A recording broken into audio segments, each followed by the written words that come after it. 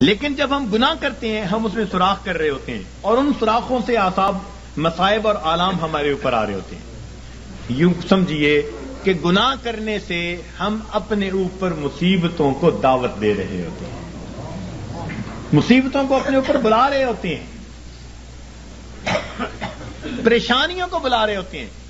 اس لیے اگر ہم گناہ کرنا نہیں چھوڑتے تو بسا اوقات اس طرح پریشانی آتی ہیں جیسے تسبیح کا دھاگا ٹوٹے تو تواتر کے ساتھ اس کے جو ہے دانے ایک دوسرے کے اوپر گرا کرتے ہیں، اس لیے پریشان پھرتے ہیں۔ حضرت کیا کریں، بڑے پریشان ہیں، بتا ہی نہیں سکتے۔ حضرت بیوی نہیں مانتی، حضرت اولاد تو اللہ نے دی، ہر ایک افلاطون بنا ہوا ہے۔ کیوں؟ اللہ رب العزت کسی نہ کسی کے ذریعے اس کو پریشان کرتے ہیں۔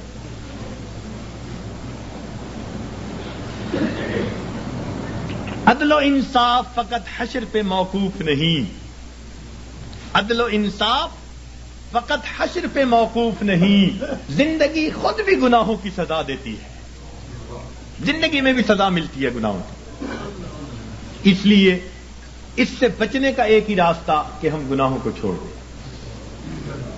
ترک کر دیں، معصیت سے خالی زندگی اختیار کرنے کی کوشش کریں۔ ہمارے سلسلہ نقشبندیہ کے ایک بزرگ تھے حضرت خواجہ ابو الحسن خرقانی رحمت اللہ علیہ، فرمایا کرتے تھے کہ جس آدمی نے جو دن معصیت کے بغیر گزارا ایسا ہی ہے جیسے اس نے وہ دن نبی علیہ الصلوۃ والسلام کی معیت میں گزارا۔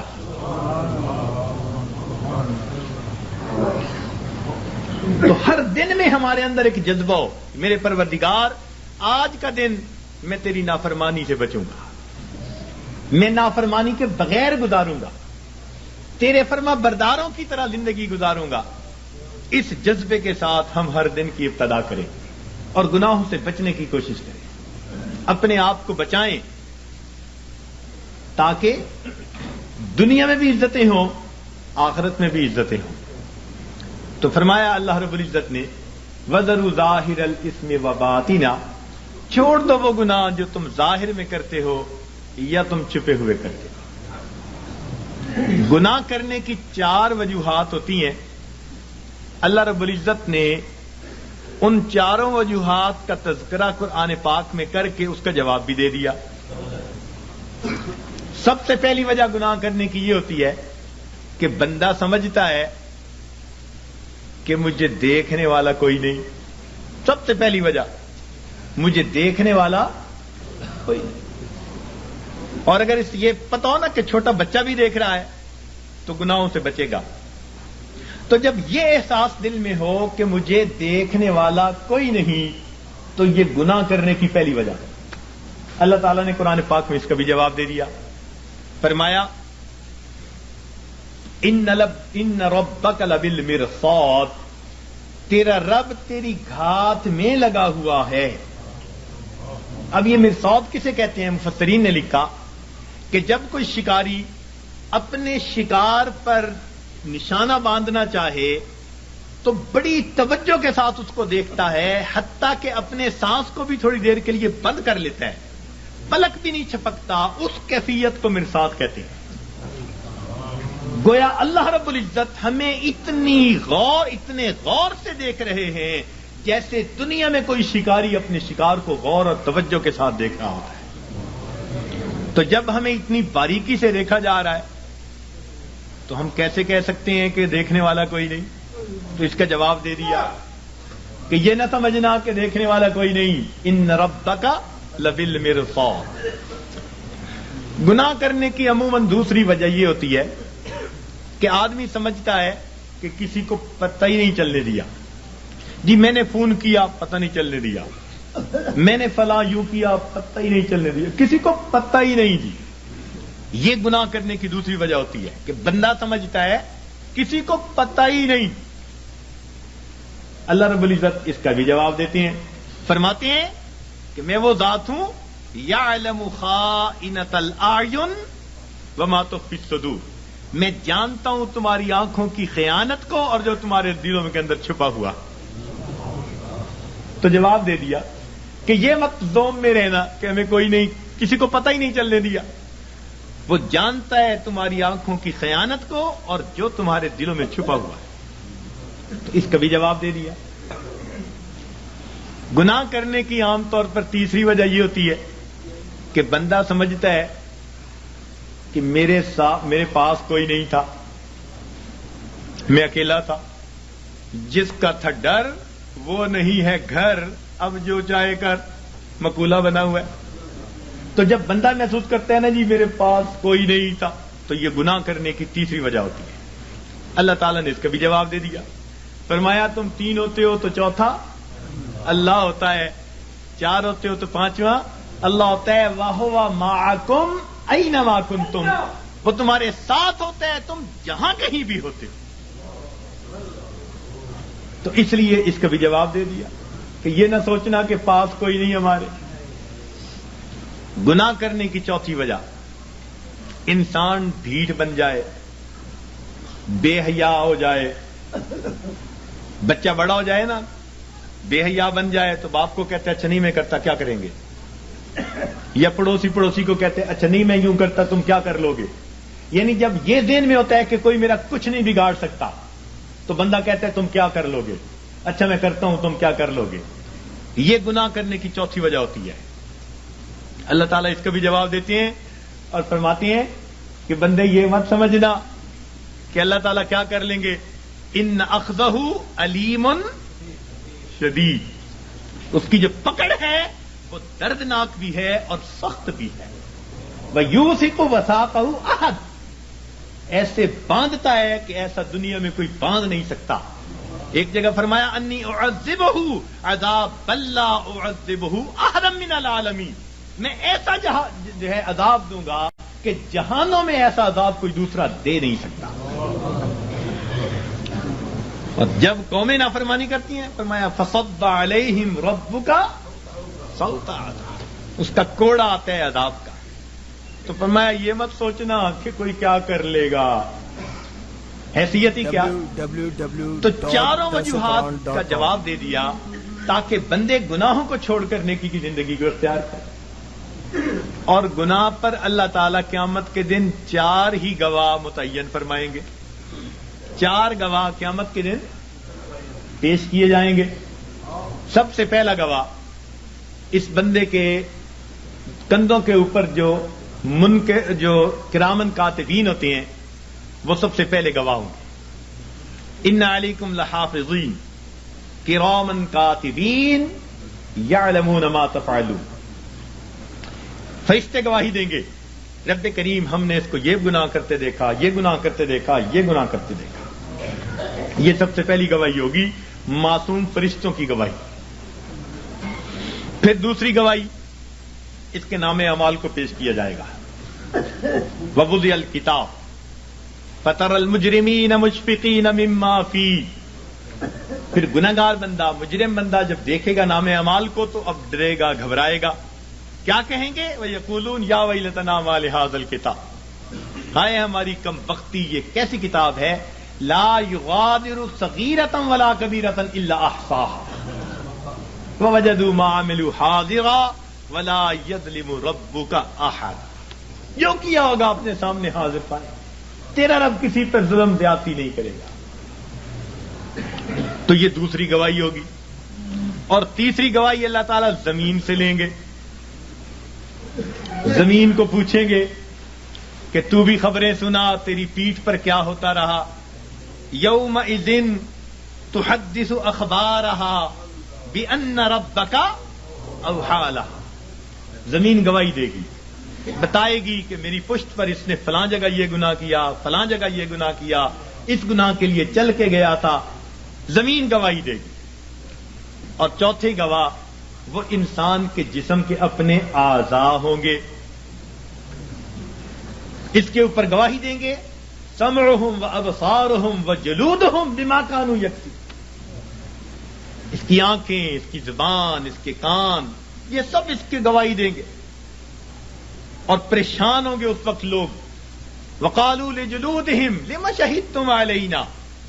اس وقت اپنے اعضاء کو یہ کہیں گے کہ تم نے کیوں گواہی دی اور تمہاری لذتوں کی خاطر ہی تو ہم گناہ کرتے تھے، تم نے کیوں گواہی دی؟ قالوا انطقنا اللہ الذی انطق کل شیء، وہ اعضاء کہیں گے ہمیں اللہ نے گویائی دی جس نے ہر چیز کو گویا کیا، اس لیے جو بیتا ہم تو اس کی پوری رپورٹ اپنے رب کو پہنچائیں گے۔ اللہ تعالیٰ فرماتے ہیں وما کنتم تستترون، کہ تم تو پردہ ہی نہیں کرتے تھے اپنے ان اعضاء سے کہ یہ قیامت کے دن گواہ بننے والے ہیں۔ تو کوئی آدمی اپنے اعضاء سے پردہ کر سکتا ہے گناہ کرتے ہوئے؟ انہی سے تو کرنا ہوتا ہے۔ تو یہ 4 گواہ قیامت کے دن گناہگار کے خلاف پیش کر دیے جائیں گے، اور بندے کے لیے پھر فرار کا کوئی راستہ نہیں رہے گا سوائے اس کے کہ اس کو خود تسلیم کرنا پڑ جائے گا کہ رب کریم ہاں میں نے یہ گناہ کیے، خطائیں کی۔ تو اس لیے آسان طریقہ یہ ہے کہ ہم دنیا میں ہی ان گناہوں کو چھوڑ کر اپنے رب کریم سے اس کی معافی مانگ لیں، پروردگار سے اس کی معافی مانگ لیں، تاکہ اللہ تعالی ہمارے ان گناہوں کو معاف فرما دے۔ دیکھیے حضرت ابراہیم ادم رحمت اللہ علیہ کے پاس ایک نوجوان آیا، کہنے لگا حضرت گناہ کرتا ہوں، چھوڑ نہیں سکتا، ڈر بھی لگتا ہے اللہ تعالیٰ کی ذات سے اور اس کے عذاب سے، تو میں کیا کروں؟ تو اللہ والوں کا دستور ہوتا ہے کہ یہ دھکے نہیں دیتے، یہ نفرت نہیں کرتے، یہ سینے سے لگاتے ہیں، یہ سمجھاتے ہیں، پیار کے انداز میں، محبت کے انداز میں بات سمجھاتے ہیں۔ تو حضرت نے اسے کہا ہاں ہاں میں تجھے ایک ترکیب بتاتا ہوں۔ وہ بڑا خوش ہو گیا کہ حضرت مجھے ترکیب بتائیں کہ میں گناہ بھی کرتا رہوں اور عذاب سے بھی بچ جاؤں۔ آپ نے فرمایا بھئی پہلی ترکیب تو یہ ہے کہ تو اگر گناہ کرتا ہے تو اللہ رب العزت کی نگاہوں کے سامنے گناہ کرنا چھوڑ دے، چھپ کے گناہ کیا کر۔ کہنے لگا جی میں اس کی نظروں سے چھپ کے گناہ تو نہیں کر سکتا۔ فرمان لگے اچھا ایک دوسرا طریقہ بتاتا ہوں، اور وہ طریقہ یہ کہ تو اللہ رب العزت کا رزق جو دیا ہوا ہے وہ کھانا چھوڑ دے، کہ نہ تمہارا دیا کھاتا ہوں نہ تمہاری بات مانتا ہوں۔ کہنے لگے جی اللہ کا دیا ہوا رزق کیسے کھانا چھوڑ دوں، یہ تو نہیں کر سکتا۔ فرمایا اچھا تیسرا طریقہ بتاتا ہوں کہ تم اللہ تعالی کے ملک میں رہتے ہوئے اس کی نافرمانی کرتے ہو، تو یہ زمین و آسمان اللہ کا ملک ہے، اس کی ملک ہے، اس سے نکل کر گناہ کر لو۔ کہ جی میں کیسے نکل سکتا ہوں زمین و آسمان سے باہر؟ پروردگار بھی فرماتے ہیں یا معاشر الجن والانس ان استطعتم ان تنفذوا من اقطار السماوات والارض فانفذوا لا تنفذون الا بسلطان۔ اور گڑھے کی مچھلی ہو، نکلو گے کسی دلیل سے نکلو گے۔ کدھر جاتے ہو؟ سنفرغ لکم ایھا الثقلان۔ اللہ اکبر، ایسا شاہانہ خطاب ہے جو ہلا کے رکھ دیتا ہے۔ سنفرغ لکم ایھا الثقلان، تثنیہ کا صیغہ، اے میری زمین کے بوجھو، یعنی نافرمان جن اور انسان، ان کو مخاطب کیا گیا۔ اے جنوں اور نافرمان انسانوں، ہم اپنے آپ کو تمہارے لیے فارغ کر رہے ہیں، ان قریب اپنے آپ کو فارغ کر رہے ہیں۔ ہم تمہاری خبر لیتے ہیں، تمہارا پتہ کرتے ہیں۔ جیسے ماں کوئی کام کر رہی ہو نا، بچے کو دھمکاتی، کہتی ہے میں آتی ہوں، یہ نہیں کہ آ نہیں سکتی، دھمکانا مقصود ہوتا ہے۔ تو فرمایا اے میری زمین کے بوجھو، ہم اپنے آپ کو ان قریب تمہارے لیے فارغ کر رہے ہیں، نپٹیں گے تمہارے ساتھ، ہمیں حساب لینا بھی آتا ہے۔ وَنَضَعُ الْمَوَازِينَ الْقِسْطَ لِيَوْمِ الْقِيَامَةِ۔ تو اس لیے وہ کہنے لگا جی کہ میں تو نہیں زمین و آسمان سے باہر جا سکتا۔ فرمایا اچھا پھر میں آپ کو ایک تجویز اور دیتا ہوں، وہ یہ کہ اگر تم گناہ کرتے رہو گے تو نام اعمال میں بہت سارے گناہ ہوں گے۔ اب جب ملک الموت آئے گا تو اس وقت تم اسے کہنا کہ بھئی تھوڑی دیر انتظار کر لو تاکہ میں سچی توبہ کر لوں۔ کہنے لگا حضرت اس نے تو انتظار نہیں کرنی، جس سانس میں موت آنی ہے اس سے اگلا سانس بندہ نہیں لے سکتا۔ اذا جاء اجلهم فلا يستأخرون ساعة ولا يستقدمون فلا يستطيعون توصية ولا إلى أهلهم يرجعون۔ وصیت کرنے کی بھی فرصت نہیں ہوگی۔ اس نے کہا حضرت میں یہ تو نہیں کر سکتا۔ فرمایا اچھا پھر ایک طریقہ اور بتا دیتا ہوں کہ جب تمہیں قبر میں لے جائیں گے اور منکر نکیر آئیں گے اور پوچھیں گے سوال و جواب، تو تو اس وقت منکر نکیر کو کہنا کہ میری قبر سے باہر نکل جاؤ. جیسے ہم نے گھروں پہ لکھوایا ہوتا ہے نا, بغیر اجازت اندر آنا منع ہے, نو ایڈمیشن وداؤٹ پرمیشن. تو تم بھی کہنا بھائی بغیر اجازت کیوں آئے؟ اس نے کہا جی وہ مجھ سے پوچھ کے تھوڑا آئیں گے. پر میں اچھا پھر ایک آخری بات باقی رہ گئی, وہ تجویز بتاتا ہوں. اس نے کہا کون سی؟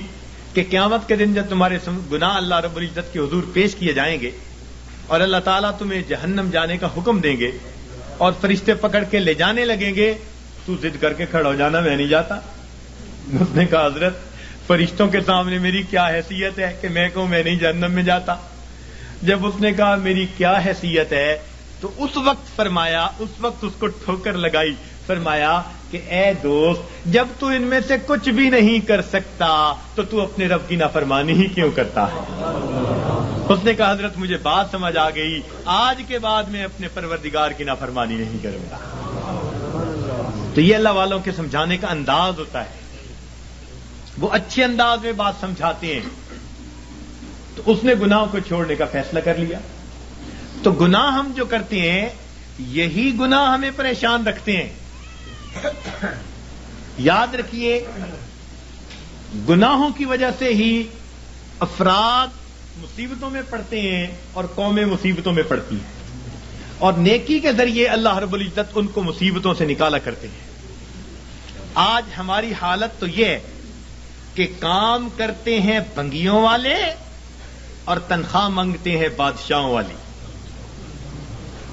یاد رکھنا مسلمان کے لیے دنیا میں دو راستے ہیں, نیکی کرے گا امام عالم, اور اگر گناہ کرے گا تو غلام عالم بنے گا. نیکی کی زندگی ہوگی تو امام عالم بنے گا, اور اگر گناہوں بھری زندگی ہوگی تو کیا بنے گا؟ آج من حیث القوم ہم کیا بنے پھرتے ہیں؟ تیرے ہاتھ میں ہو قرآن تو دنیا میں رہے پریشان, تیرے ہاتھ میں ہو قرآن اور تو دنیا میں پھرے ناکام, تیرے ہاتھ میں ہو قرآن اور تو دنیا میں پھرے غلام, غلامی نفس کی ہو, شیطان کی ہو یا کسی انسان کی ہو, نہ ہمیں کہتا ہے یہ قرآن, اور میرے ماننے والے مسلمان اقرا وربک الاکرم, تو پڑھ قرآن تیرا رب کرے گا تیرا اکرام. تو مومن کے لیے دنیا میں دو راستے ہیں, فرما برداری کی زندگی گزارے گا تو امام عالم, اور نافرمان بن کر فاسق و فاجر بن کر زندگی گزارے گا تو غلام عالم. تیسرا راستہ اس کے لیے کوئی نہیں ہے. تو گناہوں کو چھوڑ کر ہماری زندگی پرسکون ہو سکتی ہے. یہ بات بتانے کی ضرورت اس لیے پیش آئی کہ آج کل اکثر جو سالکین آتے ہیں وہ پریشانیاں دنیا کی لے کے آتے ہیں, پھنسے ہوتے ہیں دنیا میں, آتے ہیں تو دو تین باتیں کرتے ہیں. آتے ہی سب سے پہلی بات, حضرت میں نے بڑے بڑے مشائخ کو دیکھا ہے مگر آپ سے بیعت ہوا ہوں, یعنی احسان جتلا رہے ہیں کہ میرا آپ پر احسان کہ میں بیعت ہوا. واہ واہ. حضرت میں نے بڑے بڑے مشائخ دیکھے ہیں مگر میں نے بس آپ سے بیعت کی کہ تاکہ ان کے دل میں پہلے سے یہ احسان مند ہو جائے. اور حضرت بس میں نے اب حالات آپ کو ہی بتانے ہیں. اور حالات کیا بتاتے ہیں؟ بس حضرت کاروبار کوئی اچھا نہیں چل رہا, کوئی تعویذ دے دیجئے پڑھنے کے لیے, ویسے میں نے جلدی گھر جانا ہے. دوسری بات, حضرت بس بیوی سے کچھ بنتی نہیں ان دنوں, کچھ اس کے لیے بھی پڑھنے کو بتا دیں, ویسے میں نے جلدی گھر جانا ہے. اور تیسری بات کیا کرتے ہیں؟ حضرت ورد وظیفہ تو ہوتا نہیں, کچھ خود ہی پھونک مار دیں, ویسے میں نے جلدی گھر جانا ہے. اب اگر یہ باتیں لے کر آئیں گے تو ذکر و سلوک کیا سیکھیں گے؟ اللہ تعالیٰ ایسے تو نہیں ملتا نا کہ انسان دنیا لے کر آئے اور دنیا کے مسائل کی باتیں پوچھ کے واپس جائے اور سمجھے مجھے اللہ مل جائے گا. پھر کہتے ہیں جی 3 سال سے بیعت ہو گئے, 5 سال سے بیعت ہوئے, ہوا تو کچھ نہیں, ہم نے کچھ نہیں کیا. اس لیے یہ ٹاپک آج بتانے کی ضرورت پیش آئی کہ ہم اپنی زندگی کے رخ کو جب تک ٹھیک نہیں کریں گے اس وقت تک ہماری زندگی کی یہ پریشانیاں ختم نہیں ہوں گی۔ ماں باپ خود اپنی اولاد کو پریشان کر کے خوش نہیں ہوتے، اللہ رب العزت اپنے بندوں کو پریشان کر کے کیسے خوش ہوں گے؟ تو وہ نہیں خوش ہوتے، اس لیے فرمایا ما یفعل اللہ بعذابکم ان شکرتم وآمنتم، اگر تم ایمان لاتے شکر کرتے اللہ تعالیٰ کو تمہیں عذاب دے کے کیا ہاتھ آتا؟ اللہ تعالیٰ کیا کرتا تمہیں عذاب دے کے؟ وہ کیوں عذاب دیتا؟ تو اللہ تعالیٰ خوش نہیں ہوتے، وہ نہیں چاہتے کہ بھوکے ننگے رہیں بندے، پریشان رہیں بندے۔ یاد رکھیے اللہ رب العزت نے اپنے بندوں کو عذاب کے لیے پیدا نہیں کیا، اپنے بندوں کو ثواب کے لیے پیدا کیا ہے۔ کیوں؟ فرمایا ان اللہ بالناس لرؤوف الرحیم، جب رؤوف الرحیم ذات ہے تو وہ کبھی پریشانی میں اپنے بندوں کو نہیں ڈالنا پسند کرتے۔ ہم خود پریشانیوں میں پڑتے ہیں، ہم پریشانیوں کو دعوتیں دیتے ہیں، بھاگتے ہیں پریشانیوں کی طرف۔ کس طرح سے؟ اپنے رب کے حکموں کو توڑ کے، اپنے محبوب کی سنتوں کو چھوڑ کے۔ کون سا گھر ہے آج بتائیے تو صحیح کہ جہاں نبی علیہ الصلوۃ والسلام کی سنتوں کو ذبح نہیں کیا جاتا؟ الا ماشاء اللہ، نیکوں کے گھرانوں میں بھی کوئی نہ کوئی فرد ایسا ہوتا ہے جو من مرضی کا مالک، نہیں حکم چلتا دوسرے کا، نہیں اختیار کسی کا۔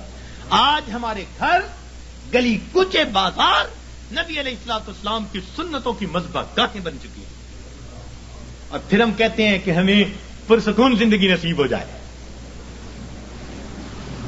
رہنا دریا میں مگر مچھ سے بیر، رہنا دنیا میں اور دنیا کے پیدا کرنے والے کو ناراض کر کے، تو کیسے پرسکون زندگی گزاریں گے؟ ایک صاحب آئے، بڑی فیکٹریوں کے مینیجر تھے، آنسوؤں سے رونے لگے، حضرت میں اتنا پریشان ہوں، میں آپ کو بتا نہیں سکتا، میرا خرچہ پورا نہیں ہوتا۔ بھئی ہے کتنا؟ بس حضرت 2 کاریں دی ہوئی ہیں، میرے لیے علیحدہ، بچوں کے لیے علیحدہ، کوٹھی لے کے دی ہوئی ہے، کوٹھی پر چوکیدار، باورچی اور گن مین سب مالکوں کا، پٹرول مالکوں کا، بیمار ہو جائیں تو ڈاکٹر کا خرچہ مالکوں کا، اور ٹیکس ویکس ہو تو مالکوں کا، اور حضرت مجھے صرف 75,000 مہینے کے ملتے ہیں۔ 75,000 مہینے کے ملتے ہیں، سارے باقی خرچے مالکوں کے، اور آنسوؤں سے رو رہا ہے کہ حضرت میرے خرچے پورے نہیں ہو۔ فیصل آباد سے ایک خاتون آئی، پردے میں بیٹھ کے بات کرنے لگی، رو رہی ہے دارو قطار، 5 منٹ روتی رہی، اور اس کے بعد کہنے لگی بس میرے لیے دعا کریں، میرے خرچے پورے نہیں ہوتے۔ میں نے کہا کتنے فرد ہیں؟ کہ بس میاں بیوی ہیں، اولاد نہیں ہے۔ تو کتنا خرچہ دیتا ہے خاوند؟ کہ جی ہر مہینے کا 50,000 دیتا ہے۔ میں نے پوچھا بنتا کیا ہے؟ کہنے لگی بس دوائیوں پہ خرچ ہو جاتے ہیں۔ اور واقعی ایسے تھا، واقعی ایسے تھا، 50,000 روپیہ اکیلی خاتون کا خرچہ، مگر وہ ڈاکٹروں کے پاتوں میں چلا جاتا تھا۔ میں نے اس مینیجر اور اس خاتون کو پھر سمجھایا، میں نے کہا کہ اپنی زندگی سے جب تک نافرمانی کو نہیں نکالو گے تمہیں زندگی میں کبھی سکون نہیں مل سکتا۔ تمہارے مال سے اللہ نے برکت نکال لی ہے، تمہارے 75,000 کیا 75 لاکھ بھی ہوں گے تو تمہاری ضرورتوں کو پورا نہیں کریں گے۔ برکت اللہ تعالیٰ نکال لیتے ہیں، اتنا کماتے ہیں ضرورتیں اتنی، پریشان، اتنا کماتے ہیں ضرورتیں اتنی، پھر پریشان، لنگوٹ باندھ باندھ کے میدان میں اترتے ہیں۔ اب اس پریشانی کو تو ختم کر دینا ہے، اگلی پریشانی اوپر سے آ جاتی ہے، پہلی ختم نہیں ہوتی دوسری اوپر سے، پھر پریشان پھرتے ہیں، کہتے ہیں جی بس رول رول کے زندگی گزار رہے ہیں۔ ایک صاحب کہنے لگے کہ جی کسی نے شعر لکھا ہے، ایس دکھی حیاتی دے پینڈیاں وچ، ایس دکھی حیاتی دے پینڈیاں وچ، کدی راہ پہ گئے کدی بھلدے رہ، ایک دیوا امید دا بلدا رہا، لکھ چکھڑ انیریاں دے چلدے رہ، پت جھڑ دے جھڑے ہوئے پتیاں وانگ، اسی تیرے جہان وچ رلدے رہ، پر دامن امید دا چھڈیا نہ اسی نار تقدیر دے گھل دے رہے. تو میں نے کہا کہ بھئی تمہیں پت جڑ کے جڑے پتے کی طرح رولنے کی ضرورت ہی کیا ہے؟ کیوں ضرورت ہے؟ تم اپنے آپ کو پروردگار کے حوالے کرو، وہ تمہیں بے آسرا نہیں فرمائے گا، وہ تمہیں کٹی پتنگ کی طرح نہیں رکھے گا، جڑے ہوئے پتے کی طرح رولنا نہیں پڑے گا، گھلنا نہیں پڑے گا تقدیر سے. وہ تقدیر بنانے والے کے ساتھ اپنے آپ کو نتھی کر لو، پھر دیکھو کہ وہ پروردگار کیسے سکون اور اطمینان کی زندگی عطا فرما دیتا ہے. تو ہمیں آج جس سے بھی پوچھیں، کوئی کہے گا بھائی نے پریشان کیا، کوئی کہے گا پڑوسی نے پریشان کیا، بیوی نے پریشان کیا، اولاد نے پریشان کیا.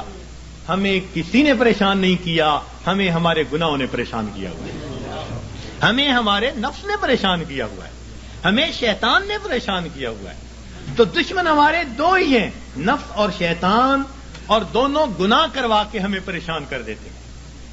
ہم گناہ کرتے ہیں سکون کی خاطر، اور گناہوں سے اور بے سکونی بڑھتی ہے. میر کیا سادہ ہے بیمار ہوئے جس کے سبب اسی عطار کے لونڈے سے دوا لیتے ہیں. جن کاموں سے پریشان ہوتا ہے بندہ سکون حاصل کرنے کی خاطر، ان کاموں کو کرتے پھرتے. تو یاد رکھیے کہ گناہ ظاہر میں خوبصورت نظر آئے، اس میں لذت محسوس ہو، اس میں وقتی طور پر اطمینان محسوس ہو، مگر حقیقی طور پر اس میں دل کی پریشانی ہوا کرتی ہے. اور جتنا ہم گناہ کریں گے اتنا ہماری زندگی میں پریشانی آئے گی. یہ اللہ والے جو گناہوں سے اپنے آپ کو بچا لیتے ہیں، اللہ تعالیٰ ان کی زندگی کو سکون عطا فرما دیتے ہیں. یاد رکھیے، گناہوں کو چھوڑ کر بندے کو ایسے سکون ملتا ہے جیسے کہ بچے کو ماں کی گود میں آ کر سکون مل جایا کرتا ہے. تو گناہوں کو چھوڑ دیجیے. اور گناہ بھی کیا؟ علم اور ارادے سے گناہ کرنا، اللہ تعالیٰ اس کو بہت ناپسند فرماتے ہیں. علم اور ارادے سے گناہ کرنا. بے دھیانی میں گناہ ہو جائے جلدی معاف ہو جاتا ہے، بے علمی میں گناہ کر بیٹھے جلدی معاف ہو گیا. جب انسان اپنے علم اور اپنے ارادے سے سوچ سمجھ کر گناہ کر رہا ہوتا ہے، پھر اللہ رب العزت کی ناراضگی آتی ہے، پھر اللہ تعالیٰ غصے میں آتے ہیں. مگر اللہ تعالیٰ بڑے حلیم ہیں، وہ پہلے گناہ پہ بندے کو سزا نہیں دیا کرتے. بجلی ہے نا، اس کے بارے میں مشہور ہے کہ یہ پہلی خطا بھی معاف نہیں کرتی. تو اللہ تعالیٰ بجلی کی طرح نہیں ہے، وہ حلیم ذات ہے، وہ کریم ذات ہے، حوصلے والی ذات ہے. وہ بندے کو موقع دیتی ہے، لیکن جب گناہ کرتے کرتے، ہاں، تاکہ بندہ جاگے، اور جب نہیں جاگتا تو اللہ تعالیٰ پریشانیاں بھیجتے ہیں، کیونکہ پریشانیوں سے پھر بندہ گھبراتا ہے، پھر اللہ کی طرف پہنچتا ہے.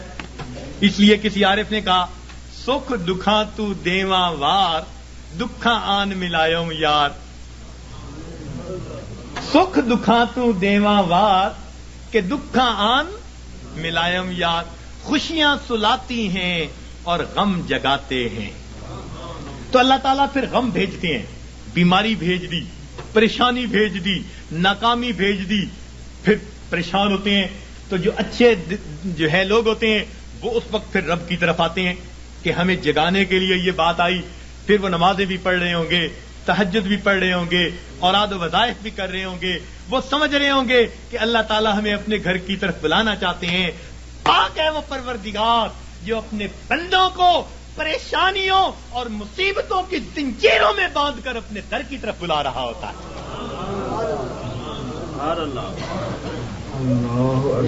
تو یہ کس لیے آتے ہیں؟ بندے کو جگانے کے لیے. مگر ہم جاگنے کی بجائے اور گناہ کر رہے ہوتے ہیں. کاروبار خراب ہوا بددیانتی کی وجہ سے، اب اس کا حل نکالا، بینک سے سود کے پیسے لے لو. یعنی علاج وہ تجویز کیا جو پہلے سے بھی زیادہ بندے کو پریشان کرنے والا ہو. تو موٹا اصول یہ ہے کہ اللہ رب العزت کی نافرمانی سے انسان کی زندگی میں پریشانیاں آتی ہیں، مصیبتیں آتی ہیں، ذلتیں آتی ہیں، رسوائیاں آتی ہیں، ناکامیاں آتی ہیں، اور ان کو چھوڑ کر انسان کو دنیا اور آخرت کی سرخروئی نصیب ہو جاتی ہے. تو ہم گناہوں کو چھوڑیں. پروردگار عالم نے ارشاد فرمایا، وَذَرُوا ظَاهِرَ الْإِثْمِ وَبَاطِنَا، تم چھوڑ دو وہ گناہ جو ظاہر میں کرتے ہو یا تم چھپ کر کرتے ہو. یہ گناہ چھوڑنے پڑیں گے. اور انسان گناہوں کی جان نہیں چھوڑتا، مصیبتیں اس کی جان نہیں چھوڑتی. اختیار ہمارا ہے. اور یاد رکھیے کہ جو بندہ اپنے علم اور ارادے سے گناہ کو کرنا چھوڑ دیتا ہے، جو بندہ اپنے علم اور ارادے سے گناہ کو کرنا چھوڑ دیتا ہے، پروردگار عالم اس بندے کی دعاؤں کو رد کرنا چھوڑ دیتا ہے. پکی بات ہے، وہ بندہ مستجاب الدعوات بن جاتا ہے.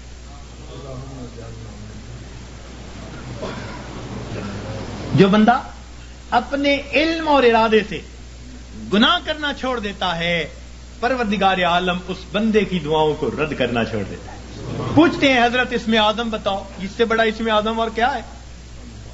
یہ اسم آدم ہے کہ گناہوں کو چھوڑ دیں اور پھر دیکھیں پروردگار عالم کیا عطا فرماتے ہیں. اس لیے تو فرمایا کہ جو غیر محرم کی طرف نگاہوں کو ہٹائے گا، اللہ رب العزت اس کے دل کی عبادت، اس کو دل کو عبادت میں لذت عطا فرمائے گا. تو معلوم ہوا کہ ہر گناہ کے بدلے لذت ملتی ہے. تو چھوڑ دیجئے گناہوں کو تاکہ اللہ رب العزت دلوں کا سکون اور ایمان کی اور اعمال کی لذتیں عطا فرمائے. لذتیں عطا فرمائے. آج کہتے ہیں جی فرائض وظائف میں کچھ محسوس نہیں ہوتا. بھئی پہلی بات تو یہ محسوس ہوتا ہے یا نہیں، ہمیں تو بندگی کرنی ہے، ہمیں تو بیٹھنا ہے. یاد رکھیں، عبد اللطیف بنے، عبد اللطف نہ بنے. کچھ عبد اللطف ہوتے ہیں، لطف اور مزہ ڈھونڈتے پھرتے ہیں. حضرت مزہ نہیں آ رہا، ابھی مزے ڈھونڈنے ہیں. اللہ تعالیٰ کی بندگی کرنی ہے، اس کی یاد کرنی ہے. ہم پابند ہیں، غلام ہیں. ہاں اگر یاد میں وہ مزہ بھی دے دیتا ہے تو عنایت ہے اس کی. یہ رحم ہے پروردگار کا، یہ طرز ہے اس کریم ذات کا کہ اپنے بندوں کے دلوں کو اور لذتیں عطا فرما دیتا ہے. ورنہ ہم تو پابند ہیں، بندے جو ہوئے. تو ہم گناہوں کو کرنا چھوڑ دیں گے، اللہ رب العزت زندگی سے پریشانیوں کو دور کر دیں گے. اب یہاں ایک سوال پیدا ہوتا ہے کہ پریشانی تو نیکوں پر بھی آتی ہے، ان کے تو گناہ نہیں ہوتے. جی ہاں، پریشانی گناہگاروں پر بھی آتی ہے، پریشانی نیکوں پر بھی آتی ہے، مگر دونوں کے اندر فرق ہوتا ہے. اس فرق کو سمجھنے کی ضرورت ہے. اس فرق کو سمجھنے کی ضرورت ہے. نیکوں پر اللہ تعالیٰ اس لیے پریشانیوں کو بھیجتے ہیں کہ ان کو بعض وہ درجات دینا چاہتے ہیں جو اپنی محنت سے وہ حاصل نہ کر سکے. اب پریشانیوں کو بھیج دیا تاکہ اس پریشانی کو وجہ بنا کر اللہ تعالیٰ ان کو قرب کے درجات عطا فرما دے. تو اللہ والوں پر اس لیے پریشانی آتی ہیں ان کو اپنے رب کے قریب کرنے کے. اس لیے حضرت مجدد ثانی رحمۃ اللہ نے فرمایا کہ سالک کی قبض کی کیفیت میں جتنی ترقی ہوتی ہے، صاحب کی حالت میں اتنی ترقی نہیں ہوا کرتی. قبض کی حالت کہتے ہیں جب کیفیات سلب ہوں، دل نہ لگ رہا ہو، اور اس وقت بھی انسان اللہ کے در پر لگا ہوا ہو عبادات میں، تو اس وقت بڑی ترقی ہوتی ہے اس کی. تو یہ اس لیے کہا کہ تم دیے باد مخالف سے نہ گھبرا اے عقاب، یہ تو چلتی ہے تجھے اونچا اڑانے کے لیے. تو اللہ والوں کے لیے آتی ہیں اونچا، ان کو اونچا اڑانے کے لیے. اور یاد رکھنا کہ اللہ والوں پہ پریشانیاں آتی تو ہیں، مگر ان پریشانیوں سے ان میں بے چینی نہیں آیا کرتی. جس کا رب سے تعلق ہے اس کا بے چینی سے تعلق نہیں ہے. یہ یاد رکھنا کہ اللہ والوں پہ یہ پریشانی آتی ہیں مگر ان پر بے چینی نہیں آتی. کبھی کسی اللہ والے کو بے چین نہیں دیکھیں گے، وہ پرسکون ہوں گے. پریشانیاں ہیں، خوف ہے، مصیبتیں ہیں، بیماریاں ہیں، مگر طبیعت پرسکون ہوگی.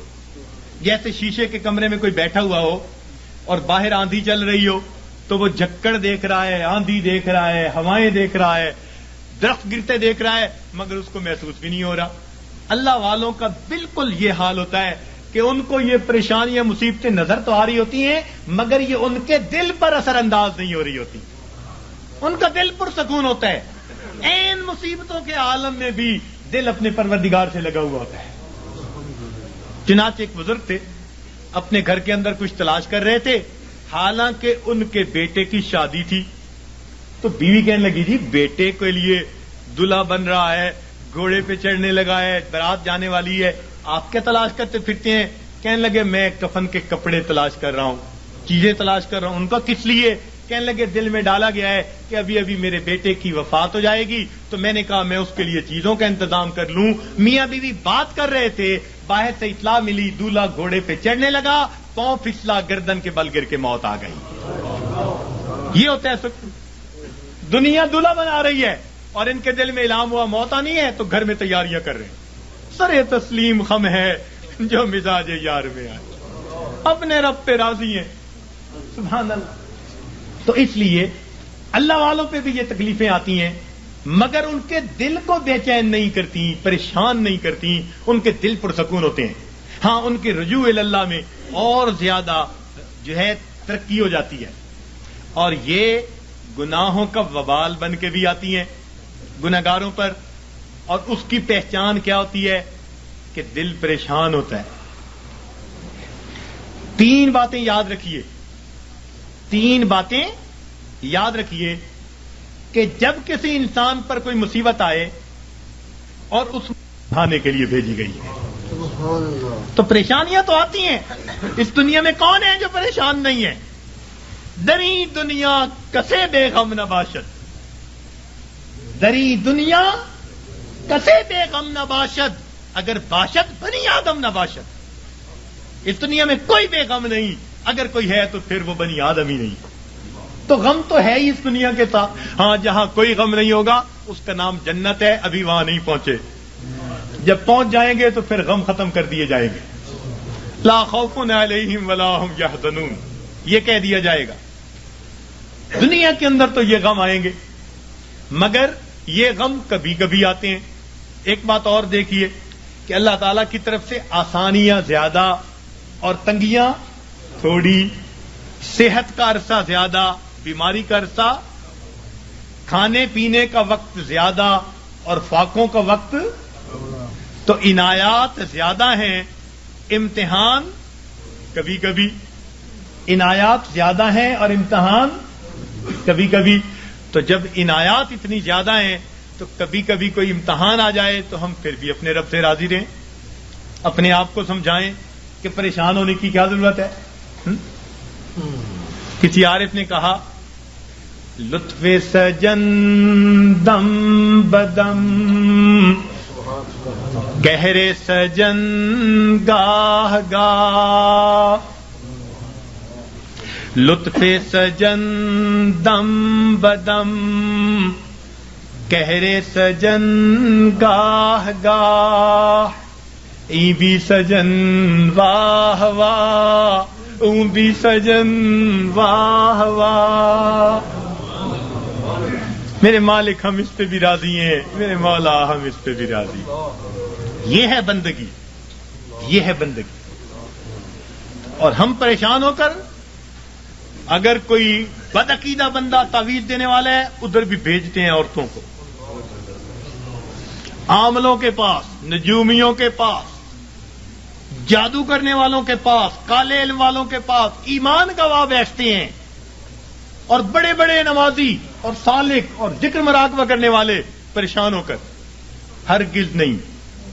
پریشانیوں کے اندر کبھی ایسے لوگوں کی طرف نہیں جانا, پریشانی کے وقت میں اپنے پروردگار کے گھر کی طرف آنا ہے. مسجد کی طرف آئیں اور اللہ سے اپنے دل کی بات کہیں, اللہ کے سامنے اپنے دل کا دکھ بیان کریں. جب دل کا دکھ اللہ کے سامنے بیان کریں گے تو پروردگار پھر ہماری اس مناجات کو قبول فرما لیں گے. تو ہمیں کسی نے پریشان نہیں کیا, ہمیں ہمارے گناہوں نے پریشان کر رکھا ہے. ہم دوسروں سے حسد کرتے پھرتے ہیں, فلاں نے کر دیا ہوگا, فلاں نے کر دیا ہوگا, فلاں نے کچھ کر دیا ہوگا, اس نے باندھ دیا ہوگا, اس نے باندھ دیا ہوگا. پتہ نہیں کتنے چھوٹے سے خدا بنائے ہوئے ہیں ہم نے, کسی نے کچھ نہیں باندھا. باندھنے والی کھولنے والی وہ ایک ہی ذات ہے. واللہ یقبض و یبسط و الیہ ترجع. تو ہم اس ذات کی طرف رجوع کریں اور ہماری پریشانیاں اللہ تعالیٰ پھر اس طرح ختم کر دیں گے. تو مصیبتیں آتی ہیں، مگر مصیبتیں پریشانیاں اکثر اوقات گناہوں کے سبب سے آتی ہیں. اس وجہ سے انسان مایوس بن جاتا ہے، اعمال چھوٹ جاتے ہیں، انسان ذکر و سلوک میں پیچھے رہ جاتا ہے.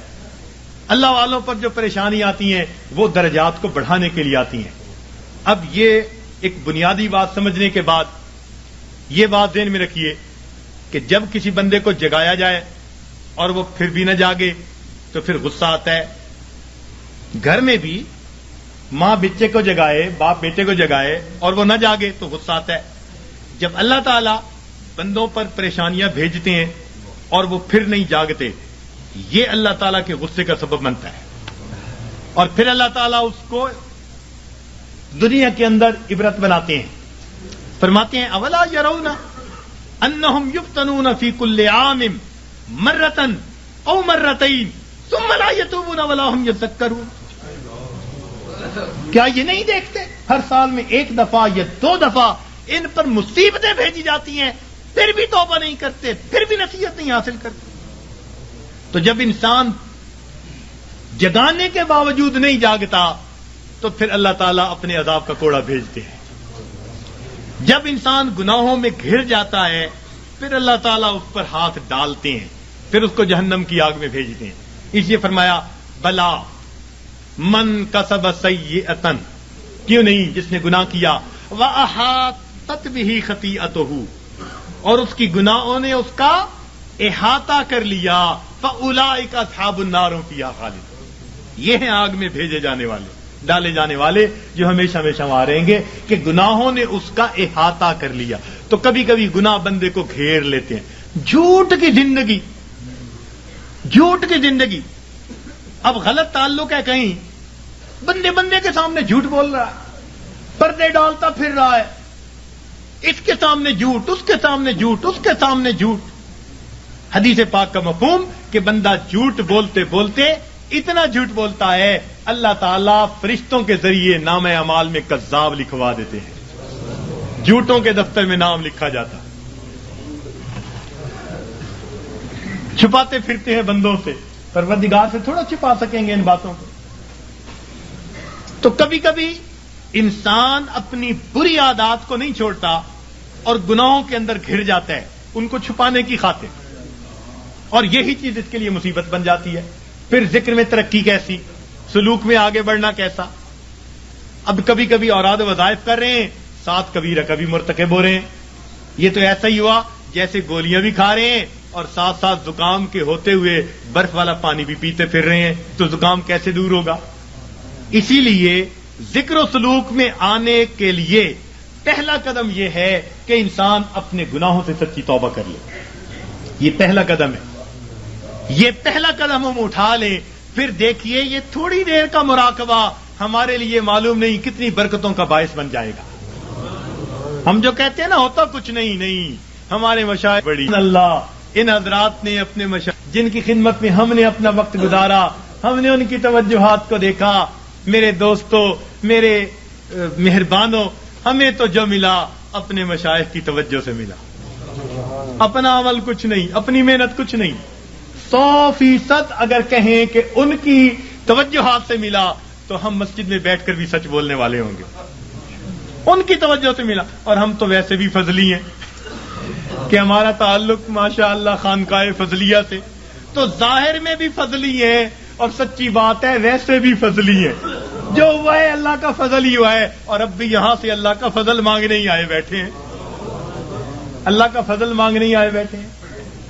تو اس لیے جب ہم گناہوں کو چھوڑ دیں گے خود بخود اوراد و وظائف کے توجہات کے جو اثرات ہوں گے وہ دل کے اوپر آنے شروع ہو جائیں گے. ہمارے حضرت خواجہ احمد سعید قریشی رحمۃ اللہ علیہ، احمد الشرقیہ والے، ان کے حالات زندگی میں حضرت سید وار حسین شاہ رحمۃ اللہ علیہ نے یہ واقعہ لکھا. فرمایا کہ وہ کبھی کبھی پورے شہر کے لوگوں کو توجہ دیتے تھے اور فرماتے تھے کہ بعض دلوں سے فیض ٹکرا کر واپس آتا اور مجھے آواز آتی کہ ہمارے لیے اس دل میں کوئی جگہ نہیں ہے، ہمارے لیے اس دل میں کوئی جگہ نہیں ہے. تو جب دل پہ گناہوں کی میل ہی اتنی چڑھی ہوئی ہو پھر توجہات کیا اثر کریں گی؟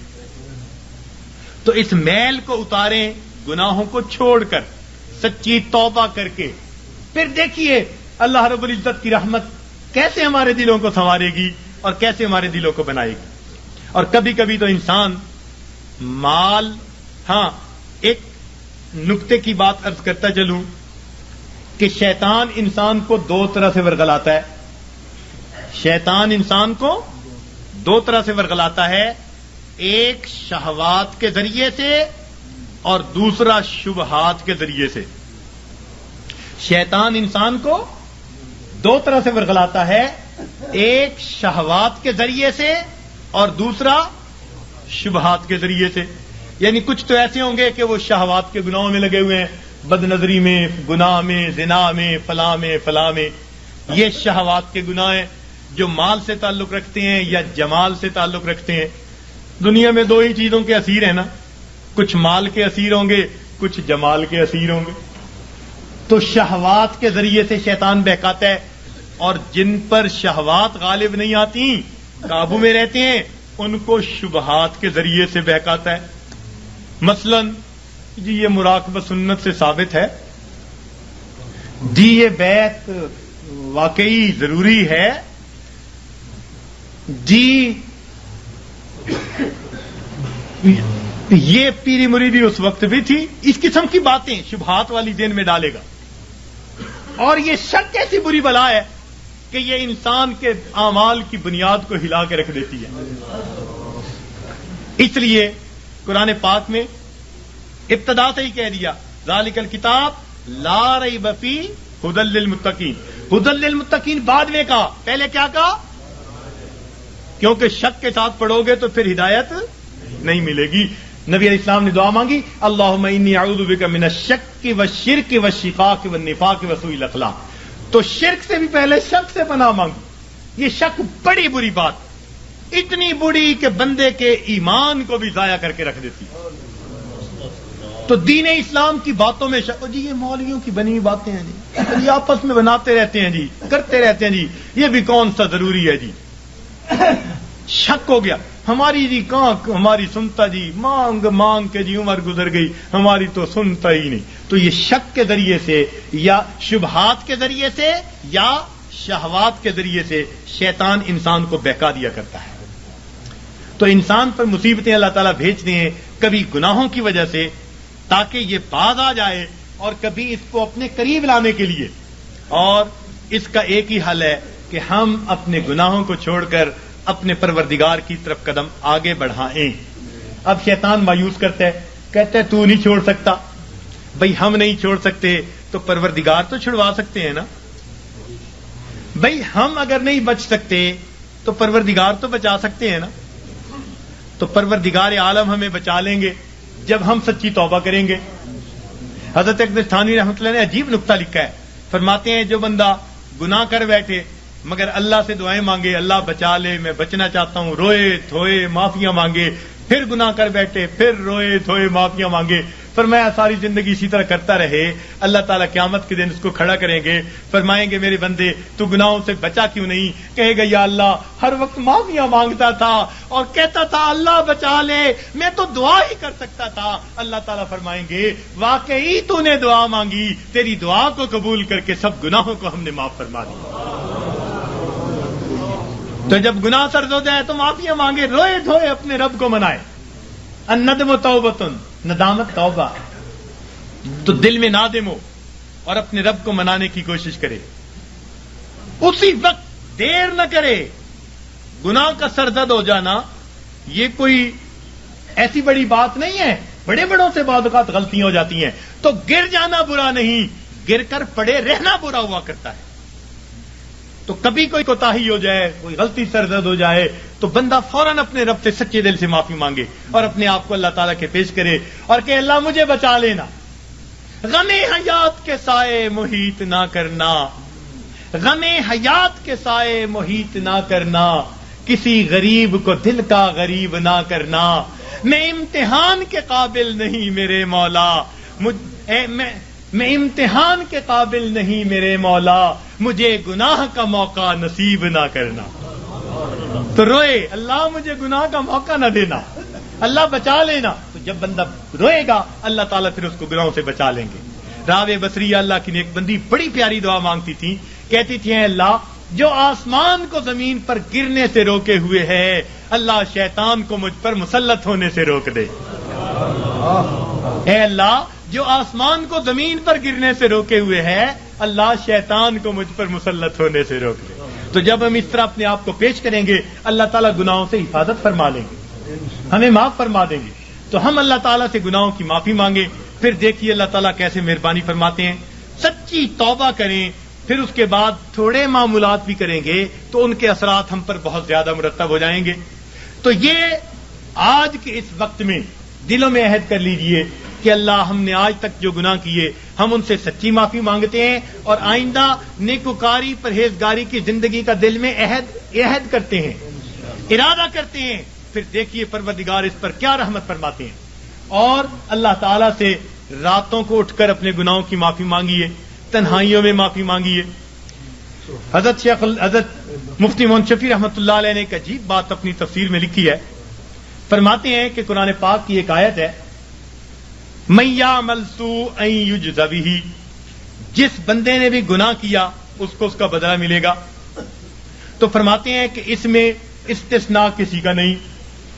من یعمل سوءا یجز بہ پکی بات ہے، جس نے بھی گناہ کیا اس کو اس کا بدلہ ملے گا، سزا ملے گی. تو فرماتے ہیں کہ اس کا مطلب یہ ہوا کہ ہم جتنے گناہ کر چکے ہیں ہمیں ہر گناہ کے بدلے سزا ضرور ملنی ہے. فرماتے ہیں اب یہ سزا دو طرح کی ہے، سمجھنے والا نقطہ. اب یہ سزا دو طرح کی ہے. ایک تو یہ کہ ہم اس دنیا میں ندامت اور شرمندگی کی آگ میں جلیں، دل میں کڑھیں، اللہ غلطی کر بیٹھے معاف کر دے، یہ بھی آگ میں جلنا ہے. یہ بھی دل میں آگ لگی ہوئی ہے، اللہ معافی دے دے، اللہ پریشان ہوں، معافی مانگتا ہوں، توبہ کرتا ہوں. فرمایا یا تو یہ بندہ سچی توبہ کے ذریعے دنیا کی ندامت کی آگ میں اپنے آپ کو جلا لے، اگر نہیں تو قیامت کے دن اللہ جہنم کی آگ میں ضرور جلائیں گے. اب ہمارے لیے آسان راستہ یہی ہے کہ دنیا میں ہی معافی مانگے، ہر گناہ کے بدلے معافی. اللہ جو گناہ یاد ہیں ان کی بھی معافی، جو نہیں یاد ہم ان کی بھی معافی مانگتے ہیں. تو اللہ تعالیٰ سے اس کی معافی مانگے. پھر دیکھیے اللہ تعالیٰ کتنے خوش ہوتے ہیں. اور اللہ تعالیٰ تو رحمت کے وعدے فرماتے ہیں. حدیث پاک میں آتا ہے کہ جب شیطان نے بہکانے کے لیے قسمیں کھائیں اور کہا کہ اے اللہ میں تیرے بندوں کو بہکاؤں گا دائیں سے بائیں سے آگے سے پیچھے سے، ولا تجد اکثرهم شاکرین، اللہ یہ اکثر تیرے ناشکرے ہوں گے. تو اس وقت فرشتوں کو بڑی حیرت ہوئی، کہنے لگے اے اللہ اولاد آدم کے لیے تو مشکل بن گئی. پوچھا کیسے؟ اے اللہ یہ شیطان دائیں بائیں آگے پیچھے سے بہکائے گا اور بندوں کے لیے تو کوئی راستہ ہی نہیں بچا.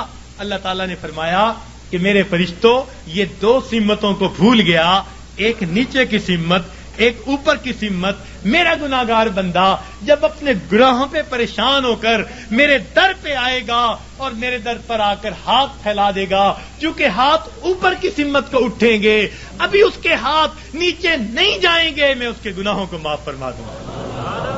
اور جب میرا بندہ اپنے گناہوں سے پریشان ہو کر اپنے سر کو سجدے میں ڈال دے گا، کیونکہ نیچے کی سمت سے شیطان اثر انداز نہیں ہو سکتا، میرا بندہ ابھی سر نہیں اٹھائے گا، میں اپنے بندے کے گناہوں کو معاف فرما دوں گا. تو شیطان نے ایک قسم کھائی تھی، فبعزتک، اللہ تیری عزت کی قسم میں تیرے بندوں کو بہکاؤں گا. اللہ تعالیٰ نے اس کے جواب میں فرمایا شیطان مردود تو قسمیں کھاتا ہے میرے بندوں کو بہکانے کے لیے، ورغلانے کے لیے. ذرا میری بات بھی سن لے کہ میرے بندے بتقاضائے بشریت گناہ کرتے رہیں گے اگر اپنی موت سے پہلے سچی معافی مانگیں گے. فبعزتی و جلالی، مجھے اپنی عزت کی قسم، مجھے اپنے جلال کی قسم، میں ان کی توبہ کو قبول کر لوں گا.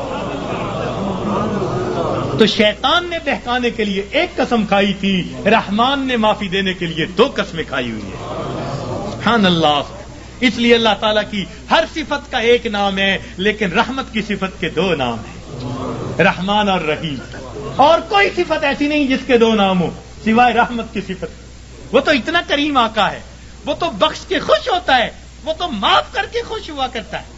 میں ایک مرتبہ بچیوں کو پردے میں درس دے رہا تھا، ایک جامعہ کی دور حدیث کی بچیاں تھیں، تو ان سے میں نے سوال پوچھا کہ بتاؤ دنیا میں سب سے آسان کام کیا ہے؟ ایک بچی نے جواب دیا کہ اپنی ماں کو منانا۔ میں نے پوچھا وہ کیسے؟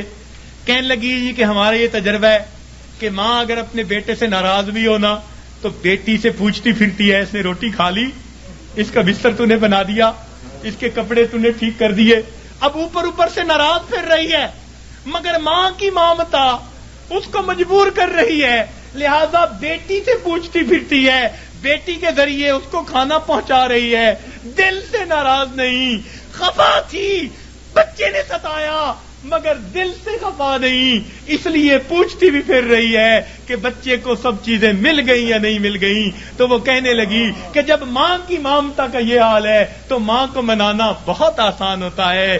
میں نے کہا ہاں ماں کو منانا آسان صحیح، پھر بھی ماں کے پاس آنا پڑتا ہے۔ بچہ آ کر کہہ دے امی معاف کر دیں، ماں معاف کر دیتی ہے۔ بچہ آ کر ماں کا جسم دبائے، امی معاف کر دیں، معاف کر دیتی ہے۔ ہاتھ جوڑ دے، معاف کر دیتی ہے۔ اگر پھر بھی معاف نہ کرے، بچہ رو پڑے، ماں سے کبھی بیٹے کے آنسو نہیں دیکھے جاتے، کتنی ناراض کیوں نہ ہوگی جب دیکھے گی بچہ آنسو بہا رہا ہے، اپنے دوپٹے کے پلو کو لے کے آنسو پوچھے گی، کہے گی بیٹا رو نہیں، چل میں نے تجھے معاف کر دیا۔ تو ماں کو منانا دنیا میں اتنا آسان ہے۔ بچیاں کہنے لگیں، میں نے انہیں اس وقت بتایا کہ دیکھو ایک اور ذات ہے جس کو منانا ماں کے منانے سے بھی 70 گنا زیادہ آسان ہے، اور وہ پروردگار عالم کی ذات ہے۔ ماں کو تو پھر بھی زبان سے کہنا پڑے گا، پاؤں پکڑنے پڑیں گے، ہاتھ جوڑنے پڑیں گے، آنسو بہانے پڑیں گے۔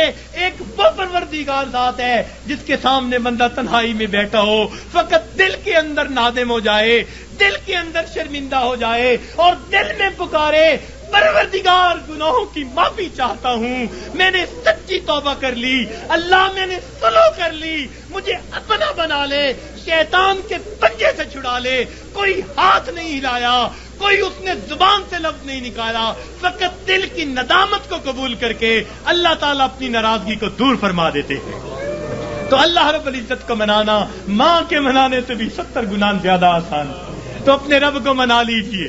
ابن قیم رحمت اللہ نے عجیب واقعہ لکھا، فرماتے ہیں میں گلی میں جا رہا تھا، میں نے دیکھا ایک دروازہ کھلا، ماں اپنے بچے کو مار رہی ہے، تھپڑ لگا رہی ہے اور کہتی ہے تو نے مجھے بڑا ذلیل کیا، بڑا پریشان کیا، نافرمان ہے، کوئی بات نہیں مانتا، نکل جا میرے گھر سے۔ وہ بچہ رو رہا تھا، دھکے کھا رہا تھا، جب گھر سے باہر نکلا ماں نے کنڈی لگا دی۔ فرماتے ہیں میں کھڑا ہو گیا ذرا منظر تو دیکھوں، بچہ روتے روتے ایک طرف کو چل پڑا، ذرا آگے گیا، نکر سے پہلے واپس آ گیا، پھر دروازے پہ کھڑا۔ میں نے پوچھا بچے واپس کیوں آ گئے؟ کہنے لگا سوچا تھا کہیں اور چلا جاؤں، پھر دل میں خیال آیا مجھے دنیا کی ہر چیز مل سکتی ہے، مجھے ماں کی محبت نہیں مل سکتی، میں اس لیے واپس آ گیا ہوں۔ محبت ملے گی اسی در سے ملے گی۔ کہتے ہیں بچہ بات کر کے وہی بیٹھ گیا، میں بھی وہی بیٹھا، بچے کو نیند آئی، اس نے دہلیز پہ سر رکھا سو گیا۔